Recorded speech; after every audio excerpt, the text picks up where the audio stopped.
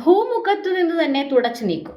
Jordan നദിയുടെ പടിഞ്ഞാറ് ഭാഗത്ത് പാലസ്തീൻ എന്ന രാജ്യം ഉണ്ടാകില്ല. ഞാൻ യുഎസിൽ നിന്ന് തിരിച്ചെത്തിയ ശേഷം മറുപടി.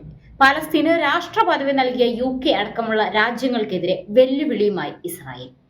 പാലസ്തീന് രാഷ്ട്ര പദവി നൽകിയ രാജ്യങ്ങളെ വെല്ലുവിളിച്ചുകൊണ്ടുള്ള പ്രസ്താവനയുമായി ഇസ്രായേൽ പ്രധാനമന്ത്രി ബെഞ്ചമിൻ നെതന്യാഹു രംഗത്തെത്തി. പാലസ്തീനെ അംഗീകരിച്ച UK, കാനഡ, ഓസ്ട്രേലിയ അടക്കമുള്ള രാജ്യങ്ങളോട് താൻ യുഎസിൽ നിന്ന് തിരിച്ചെത്തിയ ശേഷം മറുപടി നൽകാമെന്നാണ് നെതന്യാഹുവിന്റെ ഭീഷണി. ഈ രാജ്യങ്ങൾ തീവ്രവാദത്തെ പ്രോത്സാഹിപ്പിക്കുകയാണെന്നും നെതന്യാഹു കുറ്റപ്പെടുത്തി. സ്വതന്ത്ര പാലസ്തീൻ ഒരിക്കലും യാഥാർത്ഥ്യമാകില്ലെന്നും അദ്ദേഹം പറഞ്ഞു. നിങ്ങൾ ഈ നടപടിയിലൂടെ ഭീകരവാദത്തിന് ഏറ്റവും വലിയൊരു സമ്മാനം നൽകുകയാണ്. ജോർദാൻ നദിയുടെ പടിഞ്ഞാറ് ഭാഗത്ത് പാലസ്തീൻ എന്ന രാജ്യം ഉണ്ടാകില്ല. ഒരു ഭീകര രാഷ്ട്രം നിർബന്ധിപ്പിച്ചടിച്ചേൽപ്പിക്കാനുള്ള പുതിയ ശ്രമത്തിന് യുഎസിൽ നിന്ന് തിരിച്ചെത്തിയ ശേഷം മറുപടി നൽകുമെന്നും നെതന്യാഹു പറഞ്ഞു.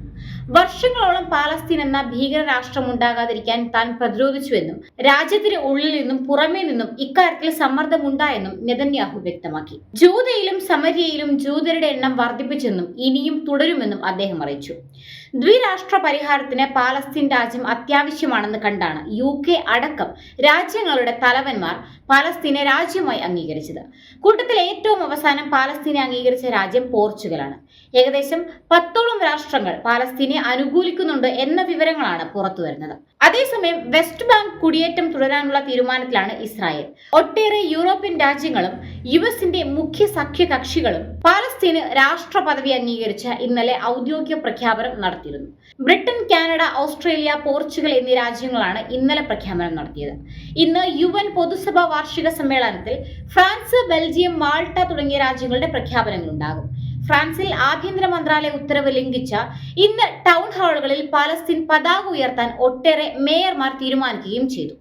ഇതിനിടെ ഗാസ സിറ്റിയിൽ ശേഷിക്കുന്ന പാർപ്പിട സമുച്ചയങ്ങളും ബോംബ് വെച്ച് തകർത്തുകൊണ്ടിരിക്കുന്ന ഇസ്രായേൽ സൈന്യം ഇന്നലെ നടത്തിയ ആക്രമണങ്ങളിൽ 46 പാലസ്തീൻകാർ കൊല്ലപ്പെട്ടു. ഗാസ സിറ്റിയിലെ അഭയാർത്ഥി ക്യാമ്പിലെ ബോംബ് ആക്രമണത്തിലാണ് 19 സ്ത്രീകൾ അടക്കം 40 പേർ കൊല്ലപ്പെട്ടതെന്ന് ഷിഫ ആശുപത്രി അധികൃതർ അറിയിച്ചു. അതേസമയം ഗാസയിൽ ഇതുവരെ 65,283 പേർ കൊല്ലപ്പെട്ടു. ലോകത്തിലെ ഏറ്റവും വലിയ സൈനിക ശക്തികളായ ഇസ്രായേലും അമേരിക്കയും ഒരു പക്ഷത്തും ബ്രിട്ടൻ, ഫ്രാൻസ് അടക്കമുള്ള രാജ്യങ്ങൾ മറുവശത്തും ശക്തമായി നിലകൊള്ളുമ്പോൾ വീണ്ടും ഒരു ലോക മഹായുദ്ധം പൊട്ടിപ്പുറപ്പെടുമോ എന്ന ഭീതിയിലാണ് മറ്റുള്ള രാജ്യങ്ങൾ എല്ലാം.